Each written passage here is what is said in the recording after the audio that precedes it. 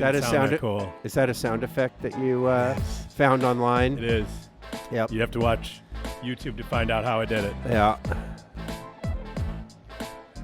If I do the glug, glug, glug, glug, glug, glug.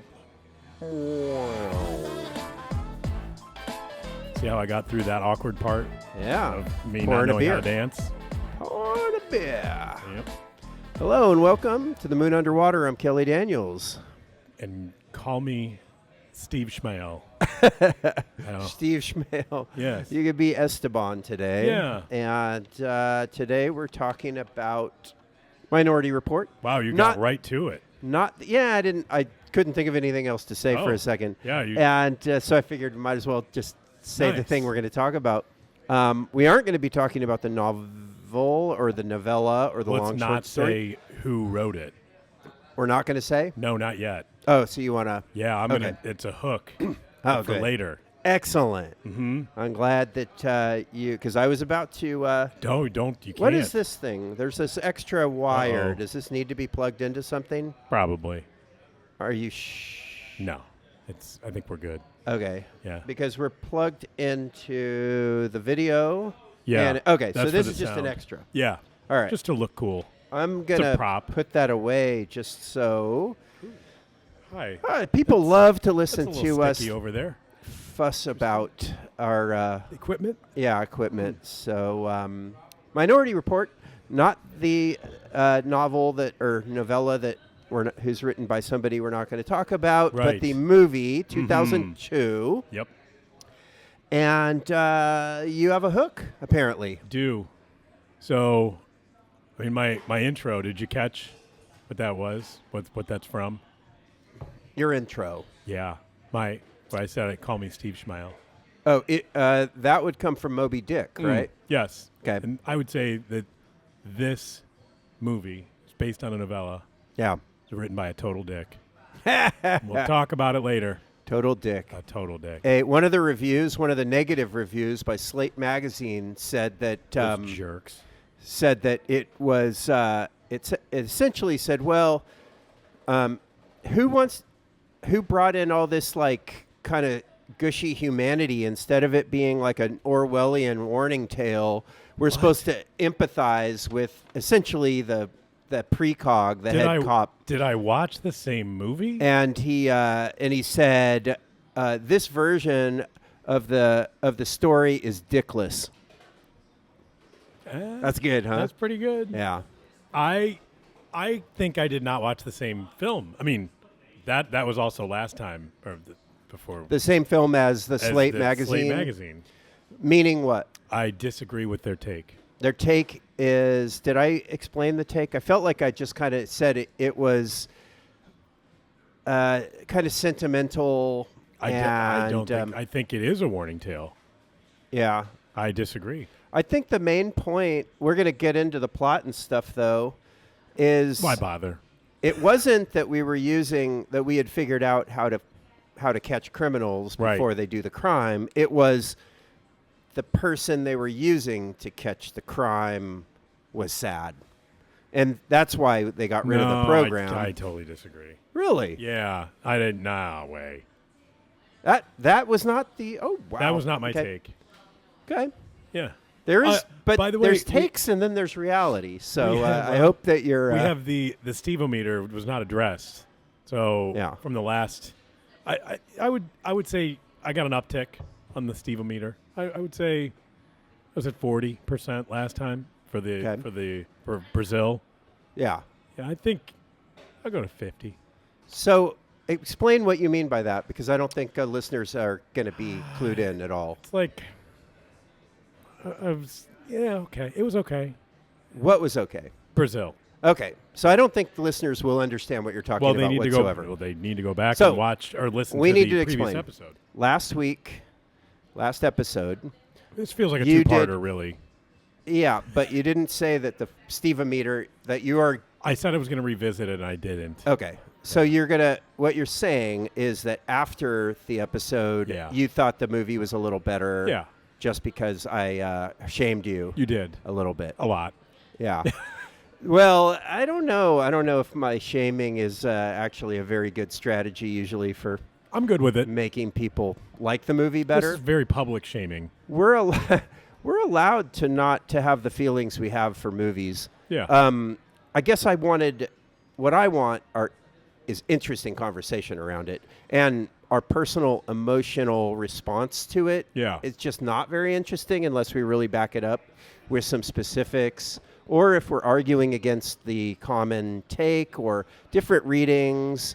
I can do that on the Slate review, and I will do so later. And I'm writing my thesis now, sir. Excellent. I wish I would have written down the Slate review. It was only a blurb, not anything else. So we haven't really figured out the rules around the hot take or the intro hook yet, but it seems like we both can just do our own, or if only one has it. So I have one too. Okay. And here is my recommended revisions to the movie, and perhaps to any future filmmakers out there who want to revisit it and do a remake, because it's quite old now. I know. It was made in 2002.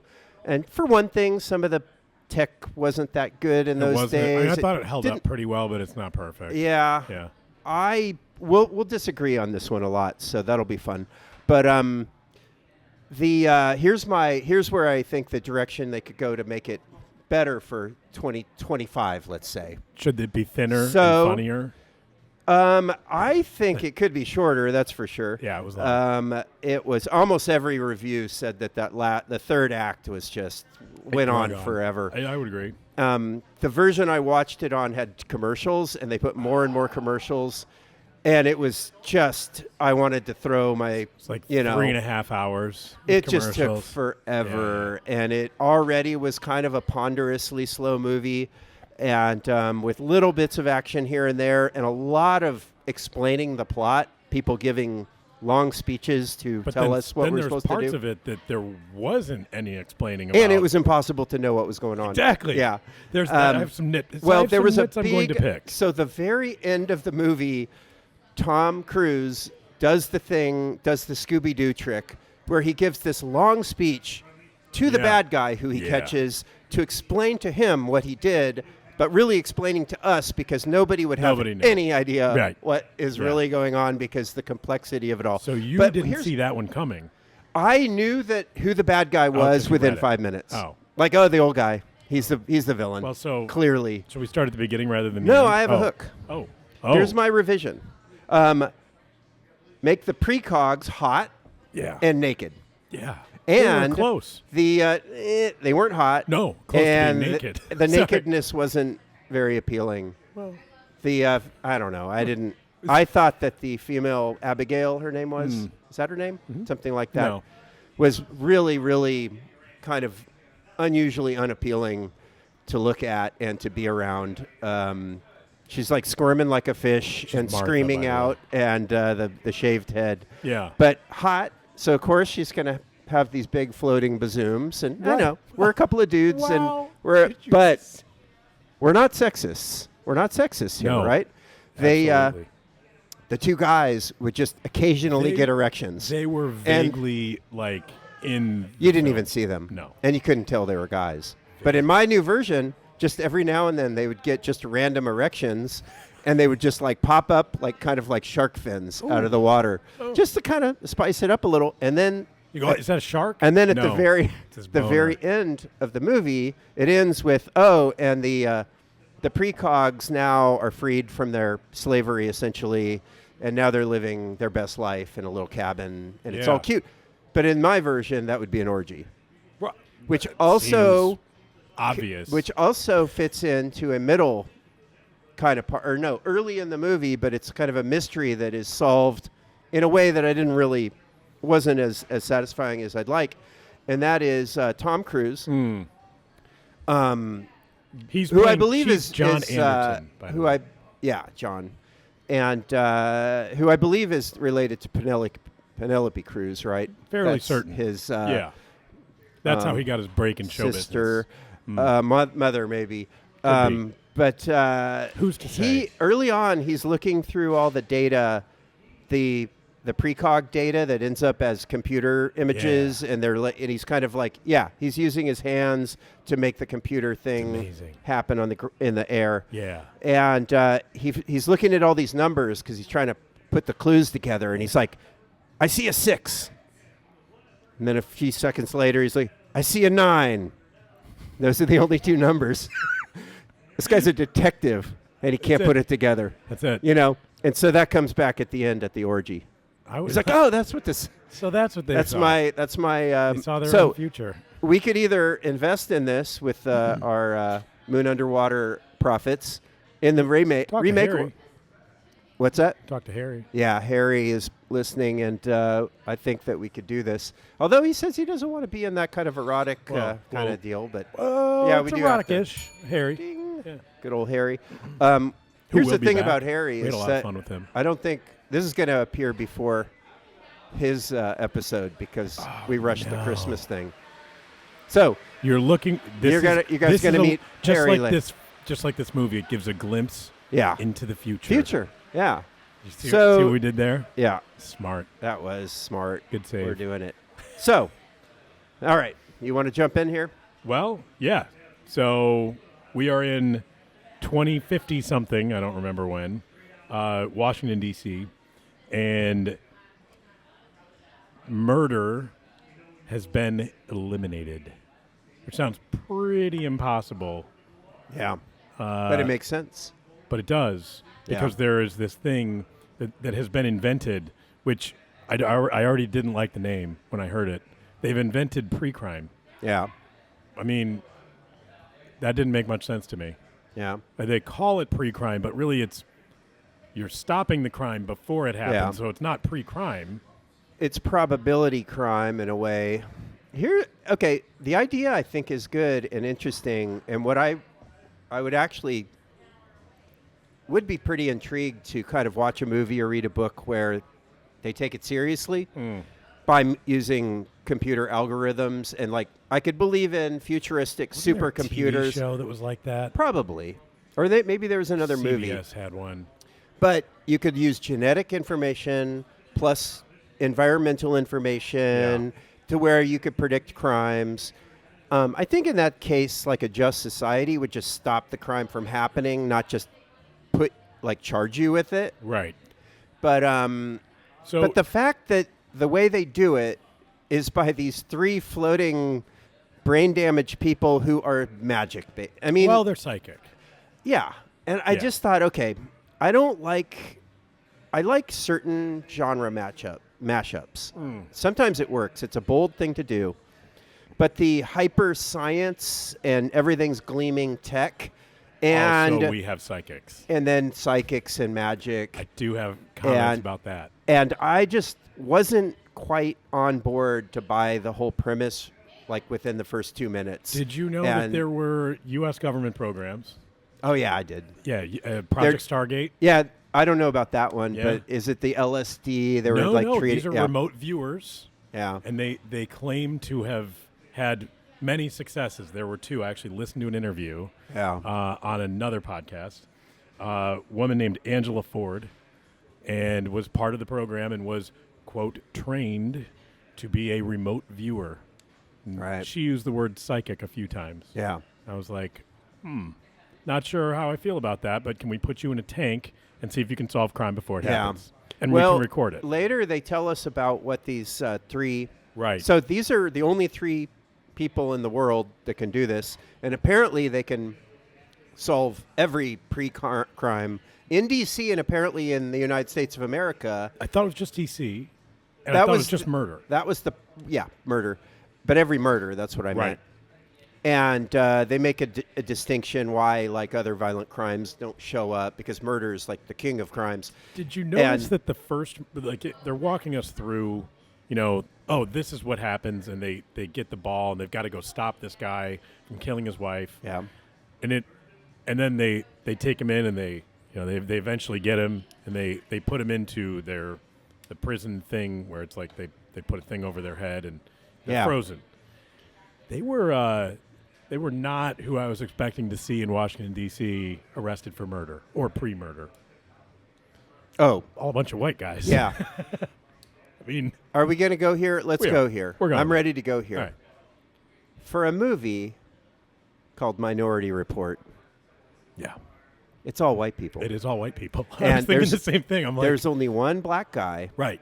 And his big scene is when Tom Cruise just finds out that he's being accused. Has been now. Yeah. And then this is the guy, his cop friend right next to him is about to find out. And so he's going to get arrested right there. And so Tom Cruise tricks the one black guy in the movie by going, hey, can you go downstairs and get me a piece of cake?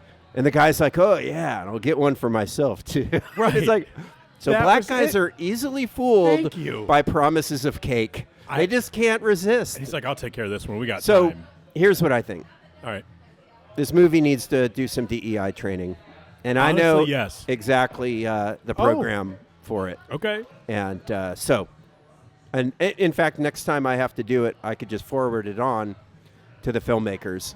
But it's not to maybe they can. What I'm saying is that it's not that white collar murder, let's say, or whatever doesn't happen in D.C. But they were acting as if it was like previously the murder capital of the country, and there was a bunch of white people killing each other, and I was like, well, I mean, a bunch? It was just one. No, but like before that before pre-crime, crime was rampant, murder in particular. But they didn't say what the races were. They didn't. But then when you mean by the one example. But then when you see the people that are like as you see the people who are in prison, they are all white. I wonder why they did that.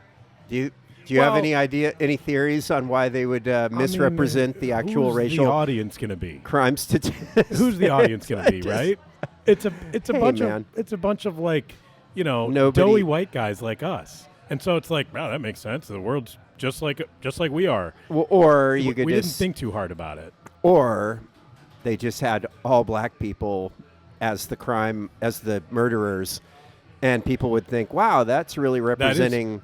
It would be terrible. Black people in a way that is maybe statistically accurate, but that doesn't look good. It doesn't sit well, certainly with white audiences who would not like to see that. And it'd be like, oh, no, that would be no good. No. It never dawned on me before, by the way, until I watched it for this. And I was so like, the first scene, I'm hoping most people have seen the movie, but you've got a pre-murder is about to happen because of these like magical oracle empath. And the name comes out of who's going to commit the murder. Yeah. And it's so sophisticated up until the point where the name comes out because it's on a wooden ball. Yeah. It's weird. It's super weird. But they and then they go and they kind of break up the murder, but it's a dude whose wife is having an affair and he's suspicious, so he follows her. She's a realtor and she's like completely getting it on with this guy. Sounds like a cheating whore that I know. And the thing is, I'm like, I don't know. I think let him. I think let him. So the husband that's cheated on gets put away forever. They essentially for how I don't know how long. They hang him up in a meat locker essentially they make him vegetables. And I don't know that they're ever going to let him out. That doesn't seem to be part of the game. That seems like a waste. And there's no kind of like consequences on her part. But here's the other thing. The guy she was cheating with was a lot better looking than the husband. Yep. So on the other hand, I thought the husband maybe should have just accepted his cuck position in the whole thing and just said, oh, well, that's how I'm. Wow. So I thought it started off with a really interesting, ambiguous situation. It was a good thing to draw you in. Yeah. The predominantly white audience going, oh, my God. They got there before it happened. They did it. I'm just in the nick of time. I'm part Native American. Oh. I mean, I don't have any evidence for that, but I've always feel that way. So I just don't like you calling me white like that. You're making a lot of assumptions. I am. And I have had somebody tell me that before. Yeah. You don't know me. And I'm like, well, are you Indian? Are you? Well, a little. Yeah. And I was like, I'm I'm not actually not Native American whatsoever. You just don't know. You refuse to send your DNA into that place that's I now did do going to sell everyone's. I did do Ancestry. I was going to write an article about it, so I went to Ireland, and I had always heard that I'm mostly Irish ancestry. Callie McDaniels. Yeah. That's pretty good. So it's true. It's all like, actually the Scottish, they every now and then they send me a revision. Scots. Yeah.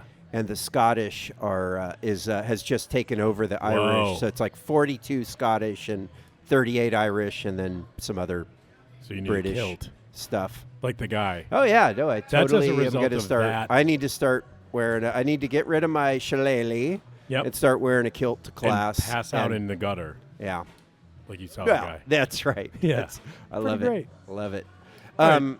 So that we were just talking about that first scene. Well, so we're talking about, and then how do they do it, right? So there's these 3 precognitives. They can tell when things are going to happen because they're psychic. Pre-Cogs. And they've got stuff plugged into their brain so they can record it. Yeah. And then there's a name that's given at the end of when they have these visions, and it just works flawlessly.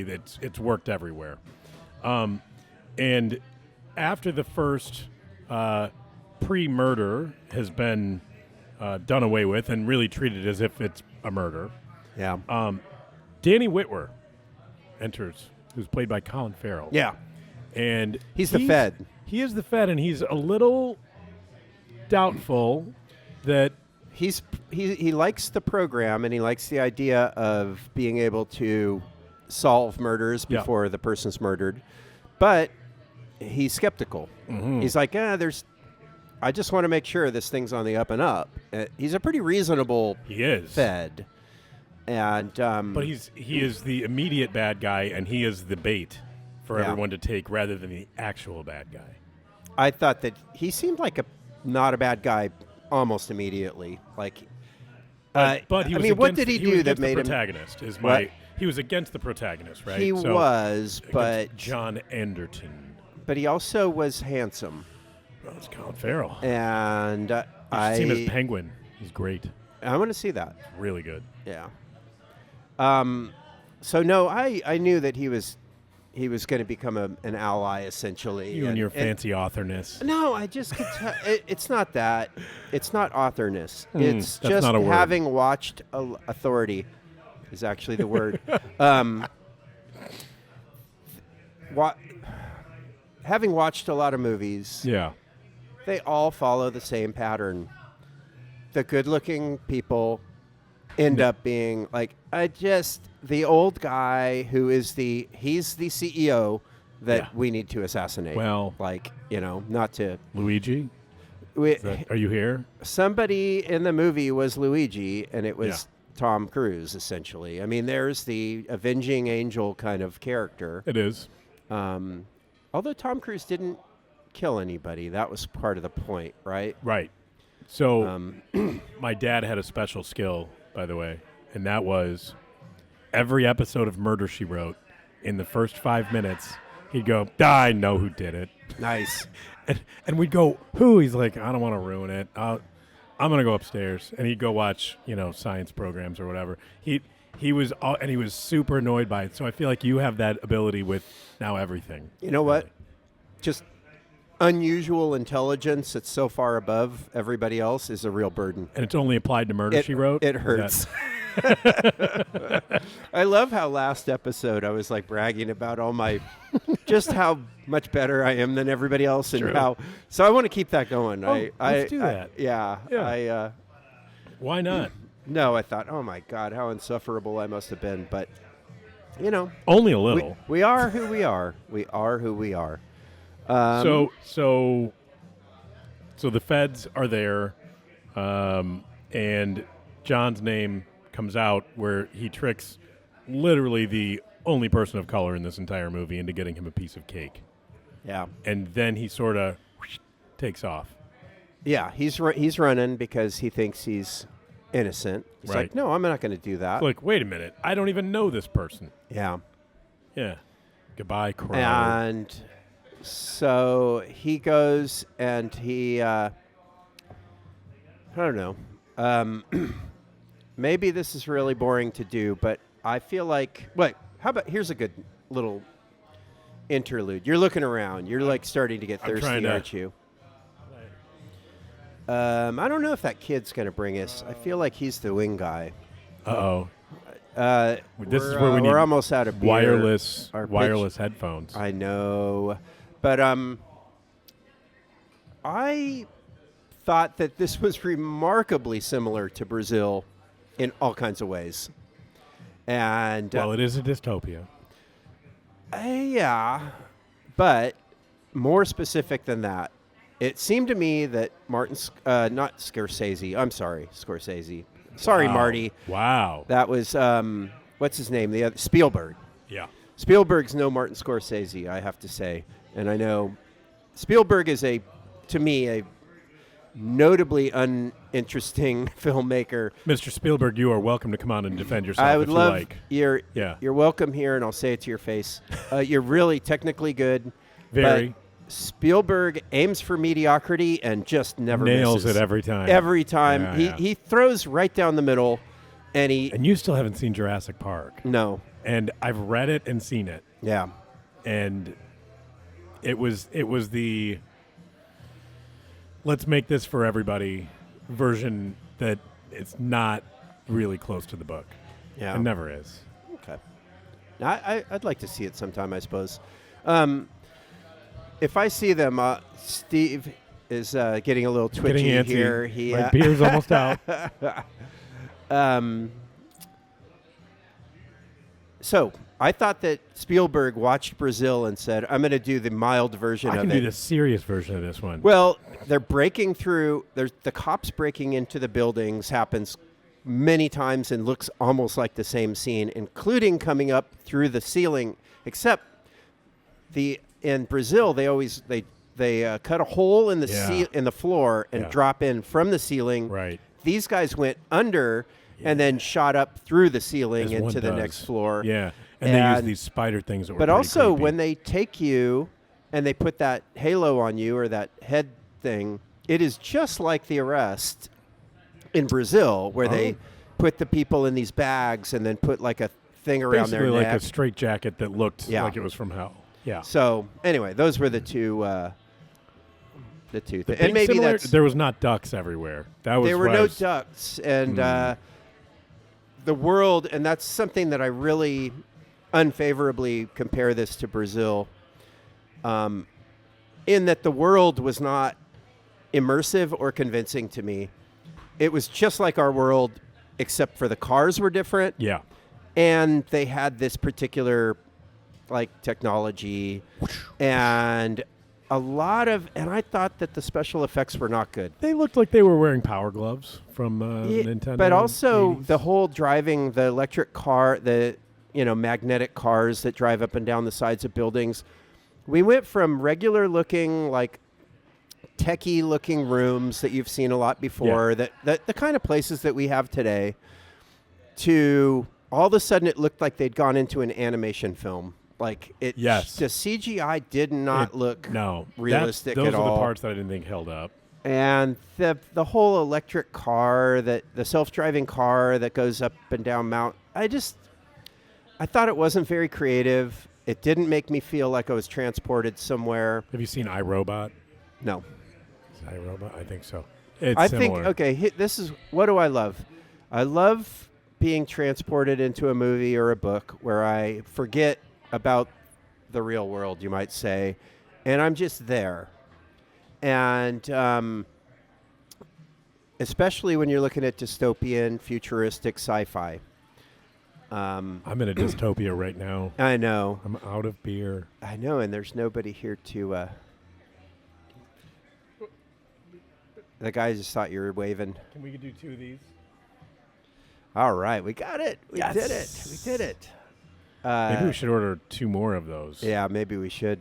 So, what are some great films like that, like Blade Runner? Oh, yeah. From minute one,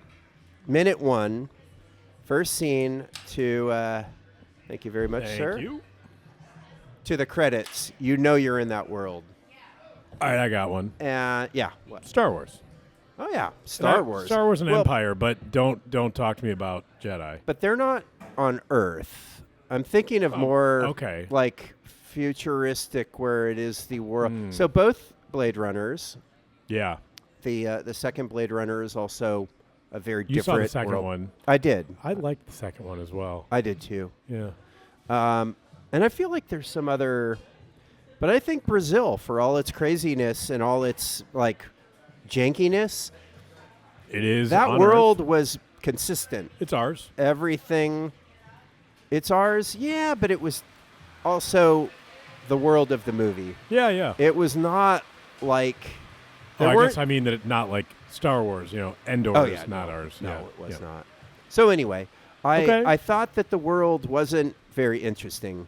It was just like they didn't. Instead of young Kelly Daniels, I like the thinking of you at 17. The world's just not very interesting, man. It wasn't. And so anyway, maybe I'll come up with some other, criticisms as we go. But let's move on. Okay. So we start to see Mr. Anderton in a different light. We're starting to understand that there's something that happened in his past, and that he's a little darker than what we thought. Right after he leaves. Yeah, his kid got abducted and never found. And so, he's having the nightmares. He's going through this. And he's a drug addict. Yeah. Neuroin. So creative. It really was. It's like heroin, but have you seen Avatar? Yeah. Unobtainium. Yeah, that shit's really hard to get. Yeah, That is the least creative thing ever. I hated that movie. I feel like it's. I've heard a filmmaker tell me, he goes, make it as obvious as you can, and then make it twice as obvious as that. Is right. Like that's like a basic filmmaking kind of statement, because they're not going to go broke underestimating, overestimating the intelligence of the audience. Put it that way. Can I? The Avatar in particular. Yeah. About a third of the way through the movie, I did see it in the theater, complete with 3D glasses, and I looked over at our friend Chris, and I took the glasses up, and I put them down, and I go, "This is it." Right, because this isn't any good, and he's like, "Yeah, yeah, it is visually that's I all watched there is." it in 3D too, and I saw it exactly one time. Yeah, me too. Yeah. No, I didn't think the story was interesting, but it was cool to watch. Yeah. I guess. I mean, yeah. My friend, good old Tim, the philosopher, who we mention all the time. Yeah, he's a friend of the pod, and he doesn't even know it. But he loved it. He wanted me to come see it. And really? Oh, yeah. He thought it was the greatest thing ever. He saw it like 4 times in a row at the movie theater. That surprises the hell out of me, and I cannot wait to give him a hard time the next time I see him. Oh, he'll be proud of it. I would like he'll to. defend Maybe we it. should watch it and talk to him about it. Avatar? Yeah. I don't think I could do that. I can't either. Yeah. You don't want to do that to him or his career. I don't care about that, but I just don't want to watch the movie. Okay, so he's got to get some work done. Apparently, and we shortly find out that the big problem. Oh, Brazil also had commercials embedded into the movie, which this also had. Yeah, which I thought was really cool. Oh, I'm sorry to interrupt. No, but I just felt like I didn't make my "It's Like Brazil" case very well. So far, so I added one more. I like that. All right, go ahead. We find out after he's suspected of the pre-crime and he escapes, that he's got a problem because everything scans your retina and it's going to know where he is. So he's got to get new eyeballs. I love this part of it. And this part was, it's a thing. It's introduced earlier too, that people are escaping the eyeball recognition by getting black market new eyeballs. And he goes into a black market surgeon. Yeah. Played by Peter. I don't have it here. He's a Swedish actor. Was he the guy that was one of the kidnappers in Fargo? Have you seen Fargo? Yeah. He was the guy, right? Yeah. Peter, I want to say it's Peter Storm. He was great. Mm-hmm. He was a real bright spot. And that whole plot of getting new eyes was great. And also that it turns out later he gets scanned and he's like a Japanese guy. Yeah. And well, so he's going to go under the knife and get these new eyeballs. And we find out that, well, he's arrested the doctor, as it were. He burns women and then plastic surgery. He tries to fix the burns. Right. Anyway, we don't get a lot of it. It's just a totally bizarre thing. Right. And so you think that he's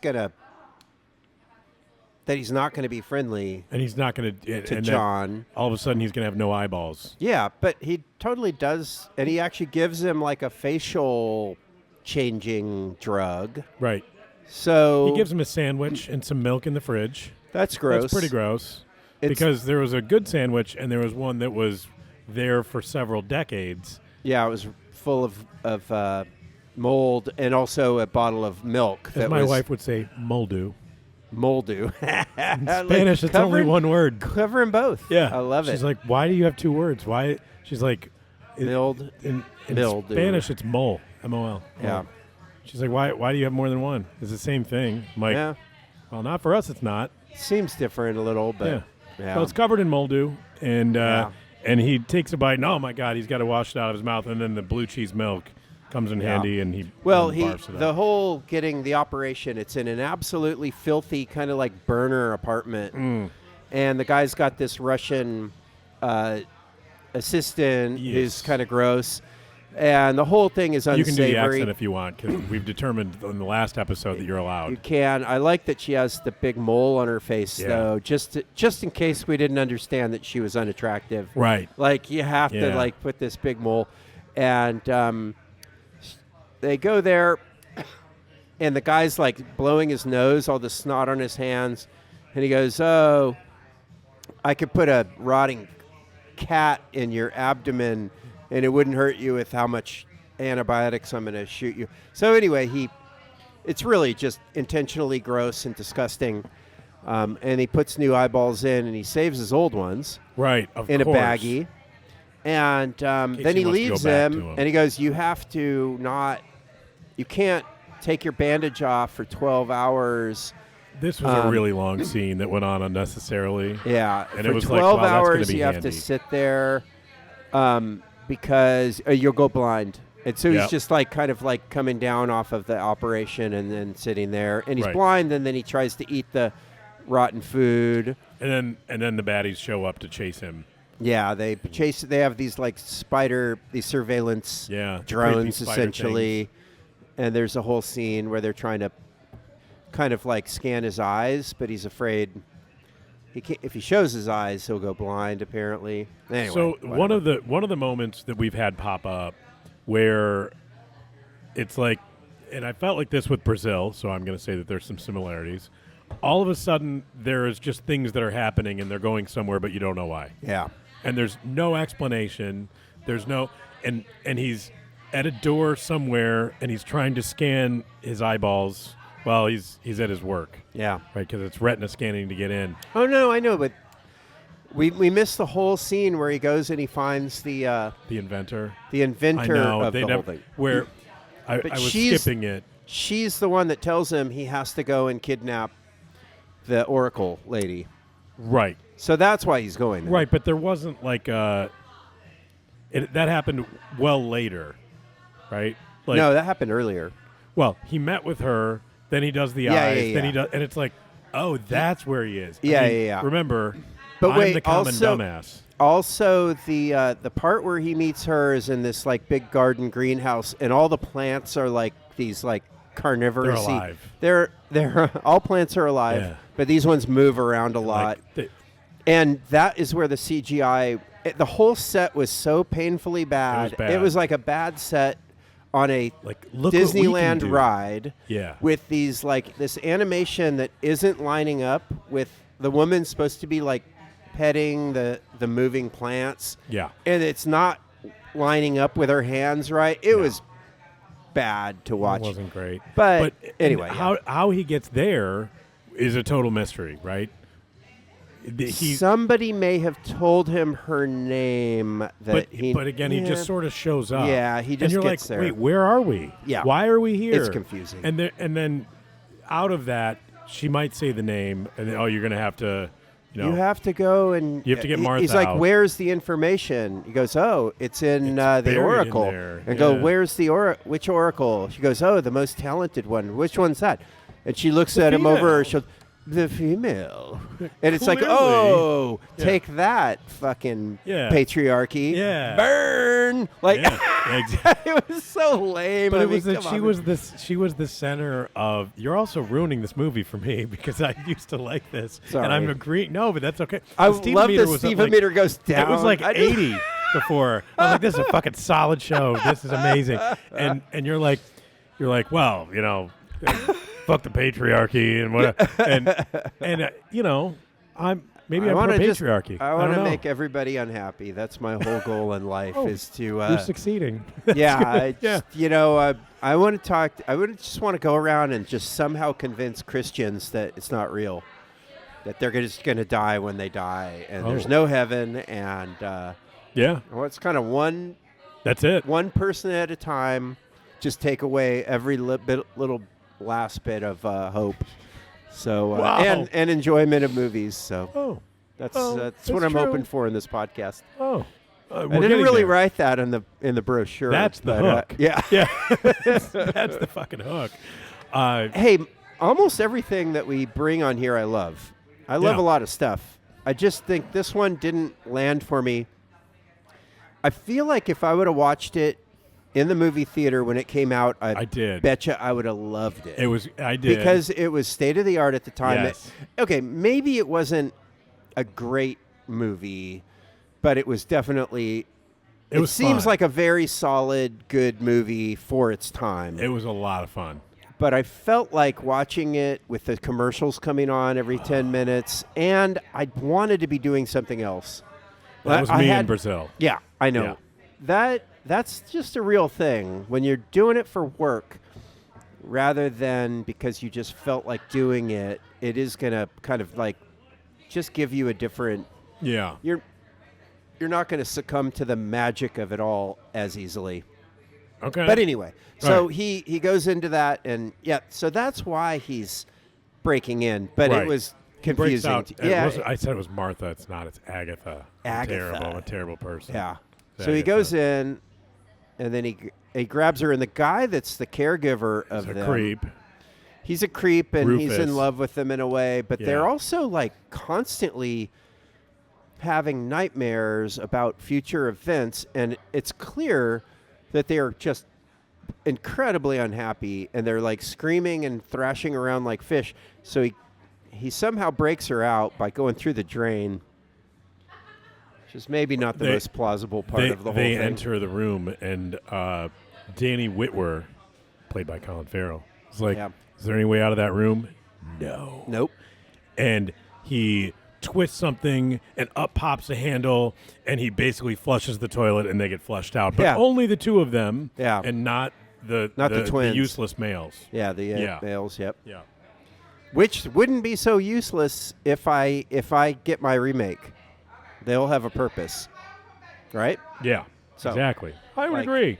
Anyway, so he escapes with her, and she begins the most annoying part of the movie for me, for the rest of the movie, by just being flopping around. He's carrying her, and she keeps shrieking and crying and like flopping around, and it's just histrionics the whole time. Yeah, it is. And some of the movie, this is something I wanted to talk about, the tone of the movie, and I'm going to compare it again to Brazil. We knew immediately what the tone of Brazil was. It was Monty Python with a potentially violent and upsetting. It was a mashup of 1984 and Monty Python. I would agree. That's what it was. Yeah. And it was like that from beginning to end. This one seems like it takes itself very seriously. It feels even pretentious at times. But yet it is completely silly and absurd. Can I say that regularly? That maybe comes with the territory with the author of the novella? Should we? Yeah. Should we let it slip? Why it's such a dick? A dickless film. Dickless film. It's Go ahead, man. It was written by the novella was written by Philip K. Dick. Yeah. Yeah. So, I mean, maybe we should a Blade Runner of Man in the High Castle, all of which is kind of pretentious. Yeah. You know.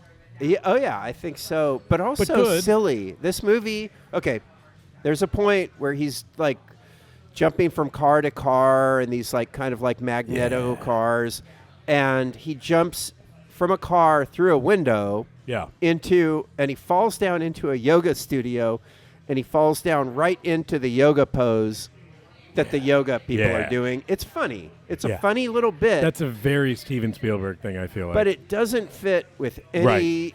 And I think there may be one other joke or two, but none of them, it isn't a jokey movie at all. Mr. Spielberg, we take issue with that. Thank you. You can come and defend yourself.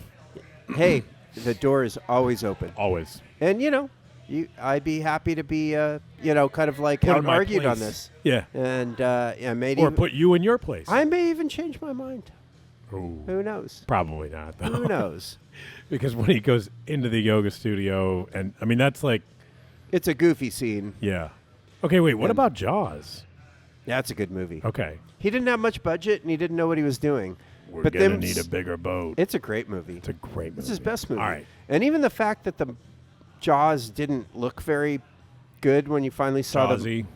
But it was the build-up. It was a great movie, yeah. And that's what I heard. I think Spielberg said that the fact that the robot shark looks so bad is what made that movie great, because they wanted to show it from moment one. Oh, you can't. And then once you realize that it looks hokey as hell, he goes, no, we need to delay showing this thing as long as we can. So maybe they should have delayed some of the special effects in this until the end, and we'd have been like, no, that's pretty sweet. I just think they had the special effects they had, and nowadays if it were made, it would look better.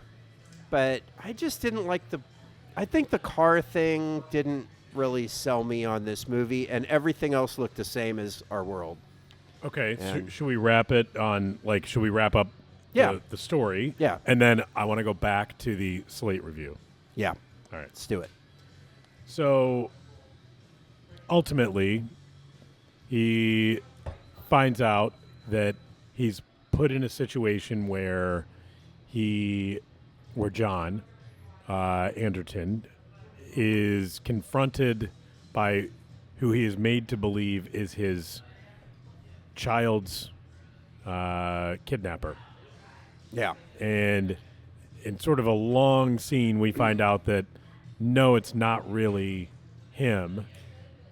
It did seem pretty sketchy. So I don't even remember how he knows what building to go into.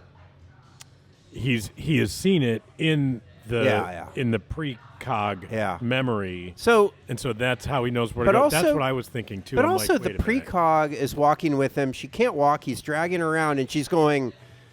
And then she's like giving people advice as they go through a crowded lobby because she knows everybody's future. Knows. And she's go, turn left. And I'm like, stop. Give me a fucking break. And there's balloons and he hides behind the balloons. So here's a great one. They go outside the lobby into like a stairwell, and there's a homeless guy there panhandling. Throw the change. Panhandling. The worst place to panhandle in the history of all of the panhandling in the world, a stairwell in like a mall or something. He'd be better off outside the door. Absolutely, there's nobody there, and he goes, "Hey, can I?" And they run down away, and she goes, "Stop! Give him some change." He walks back, he throws fishes the some change on the ground, throws it in the ground, and then they run. The guy complains, by the way. And he goes, "Oh, can't you put it in my hand?" And then, so they didn't really care about the homeless guy. No. That was it. And again, the DEI kind of thing, I think that they could be a little more enlightened. Because the baddies run through the door and trip over the homeless guy. Yeah. So, which delays them for about 1/4 of a second, and it took them 5 seconds to go back and drop the coins. So, anyway. True. Yeah. It was that. Yeah. I know, that's nitpicky bullshit. No, I said we were gonna pick nits today. We are. Yeah. All right, good. All right, let's so they Go ahead. Carry on. Carry on. They end up at the ex-wife's house. We don't talk about a whole lot. Yeah. Unusually not hot for good-looking Tom Cruise. I kind of always found her like kind of good-looking. I just thought the way she looked in the... You mean the actor? Tris. Yes. Yeah. You're supposed to say actor if you're in the... Really? Yeah. I think that in the serious, like, stage actor world, they don't differentiate actor and actress. It's just an actor. Well, in a movie you do, because you could be up for best actor or best You're actress. right. That's a good point. The only kind I make. So she... Okay, she may be pretty... But she didn't look hot as the wife. No, that's true. They made her look really kind of like... So I'm just thinking that's a missed opportunity.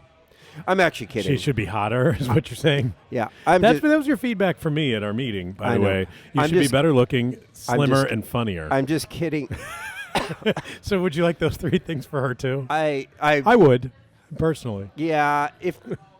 The reality is, I feel like when I'm watching a movie and everybody's unusually hot, it just is It just seems so stupid. Yeah, she wasn't distractingly hot. No. She seemed realistic. And also, Tom Cruise didn't look hot. See our review of the 3-body problem for our take on that. Yeah. Too good look. I'm joking. Actually, maybe that's probably a strength of this, is that they didn't just go for the... But it goes with my remake. Just like Ethan Hunt from every Mission Impossible movie with the same exact haircut. Yeah. Oh, you mean Tom Cruise looked like that? Yeah. But when he got the new eyes, he didn't look that... Because he had these like huge bags under his eyes. And he never quite recovered from the facial shot that he got that made his face all droopy and weird. And so I think they're making him look kind of not that great. But anyway. So he ends up getting arrested at the ex-wife's house. After she narcs on him. After Agatha. Yeah. She does. After Agatha's like, I can see your future. Yeah. I can see what happened to your son. Yeah. And where he would have been. He's in college now. He meets a girl. Yeah. He makes love to her. And I was like, okay, do we really need And then the he calls to you to tell you about how he fucked some girl. Right. When he's in college. That's pretty weird. Yeah. Like, that kid sounds like a weirdo. Creepy. Glad he's dead. I remember seeing that. And I was like, it's things I would not want my parents to hear. Like, you know. He also asked the first girl he has sex with to marry him. To marry him. Was it the first? I assumed. Seemed to be suggesting that. Yeah. Yeah. Well. She's better off where he is. He's in a happier place now. I guess. Yeah. Oh, God. So he gets imprisoned, and he faces the same music as everyone else, so the ex-wife turned him in. She narcs. Yeah, that was kind of uncool. Super uncool. She is an ex, though. Yeah. Like, you're not supposed to, yeah. He was like, going out of his way to put her, put her out. So has good old Danny and the old guy had their thing yet, or is this still coming? Danny and the old guy. Danny is. Danny Whitwer. Yeah. I think it's still coming. Okay, go ahead. Because it's in the middle of this. It's like mixed in. Yeah. Where he's at the beach house again. It takes forever too. He's at the beach house. This is it. So the beach house is so nice. You call this a dystopia. And these beach houses are sweet. And the place where it's great. And it's totally, there's all the kinds of places you can go and just chill out if you want to get out of the rat race. The city looks nice. So I felt like this world was not, it was like our world, except the transportation issue is, the cars are a lot better.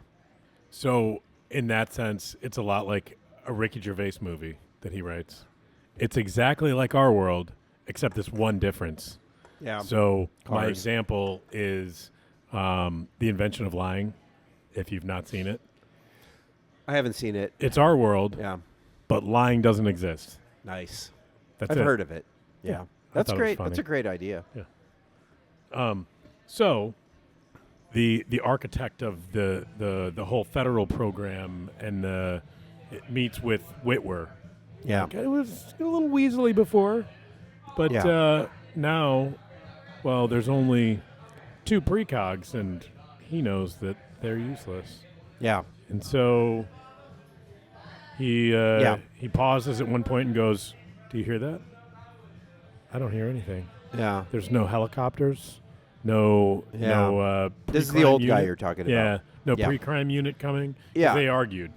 Him, basically, John kidnapping the head Pre-Cog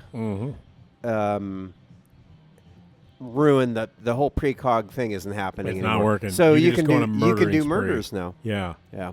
And nobody would know how to go and like be a detective. And there's been these hints about somebody who got drowned named something, some homeless woman or drug addict woman. Yeah, who cares? And nobody knows what's going on, but there's some kind of glitch in the system. It's not working right.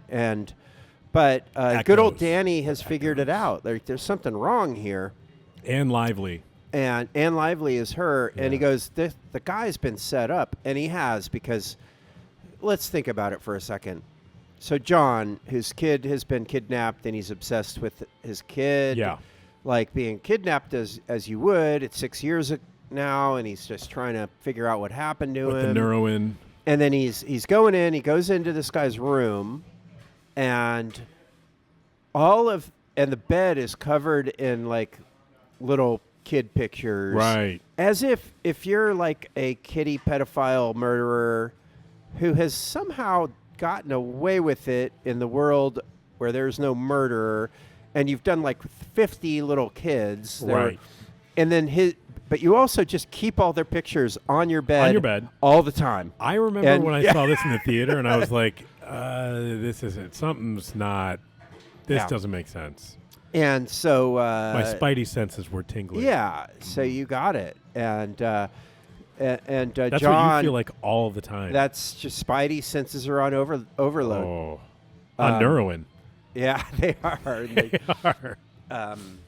So I just read this thing about spidey senses. Somebody wrote to like some spider specialist or some nature program, some expert, if spiders have like spidey sense, if like they absolutely do. And don't tell me otherwise. No, they said they do. They're called eyes. When they see something coming at them, they run away. Don't ruin it for me. As a child, I was pretty sure I was going to become Spider-Man. They have all the senses that other animals have, which is the sense of smell and feel and sight. And Spidey. And they run away when they see something coming at them. Before they see it. Right. It's a pre-cognitive spider sense. Yes, they do have that. You're right. To this day, I'm still... I could become, you never know, I may become Spider-Man. That would be fun.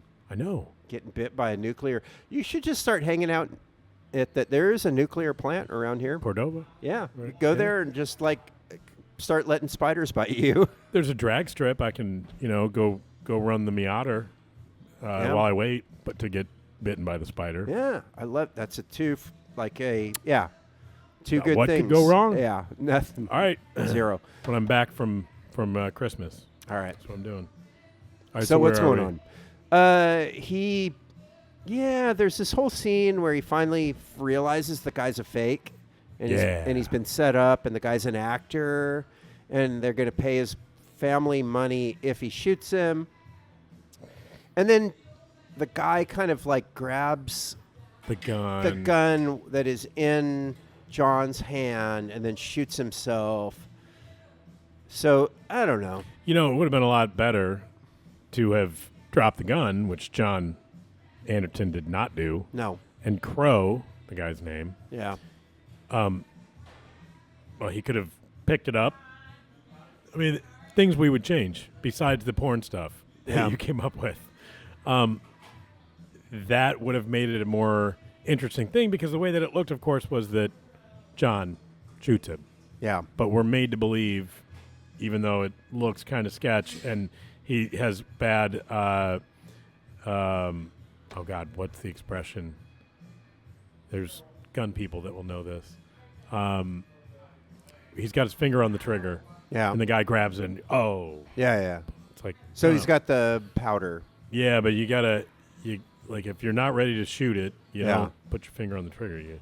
Oh, bad gun kind of like, and he's a cop. He's a cop. He can't figure out what the significance of 6 and 9 is, and he can't doesn't know how to handle his gun. Right. Whoa. Which movie are we talking about? Yours or the one that we saw? This is the trigger discipline. That's the expression. Trigger discipline. Yeah. I like that. Yeah. I never knew that. You don't put your finger on the trigger unless you're ready to shoot. And he's like, no. Oh, he's got the finger on the trigger. Oh my God. And then they dragged it out for a long time, and we knew it was going to happen pretty early. Of course, the guy's going to get shot because the movie's not going to end right here. There's still too much. It would have been great. Yeah. If it had. Yeah. Well, in the theater, I didn't know because I didn't pay attention to the runtime in 2002. Yeah. I had lots of time then. Yeah. Yep. Man. All right. So, where do we go from there? What happens next? That's when he gets arrested. Yeah. He gets arrested. He does get arrested, but by that time, the wife breaks him out. But Danny's been dead. We didn't even tell him about how he got killed. Oh, yeah, we did kind of, didn't we? Well, yeah, the old guy, the architect of the old guy kills the FBI agent essentially. Yes, director is Lamar Burgess, played by Max von Sydow. Yeah. Oh, he was good. He was in good actor. The Exorcist. Oh yeah, sounds right. Yep. So speaking of dystopias, we need to move it forward. All right. The plotting of it, because there's so, the movie dragged, and so I feel like we shouldn't drag because we're eventually what happens? How does it get resolved? The wife who narked on her husband, so he's been put away in a chamber. And she goes, yeah, and she's telling the guy that put away her husband and killed the FBI agent, and he goes, oh yeah, you're Ann Lively. Yeah, he said that he was set up, and there's somebody named Ann Lively. He goes, oh, I don't know who you're talking about.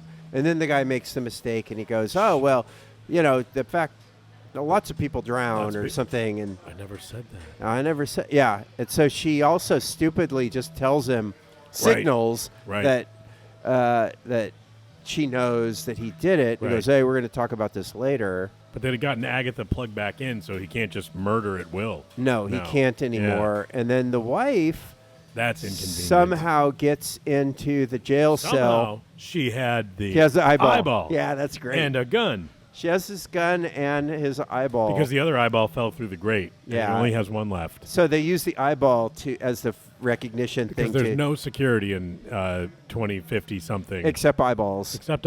And nobody to actually go, hey, that guy shouldn't be in here. Yeah. Let's remove those eyeballs from this system. Yeah.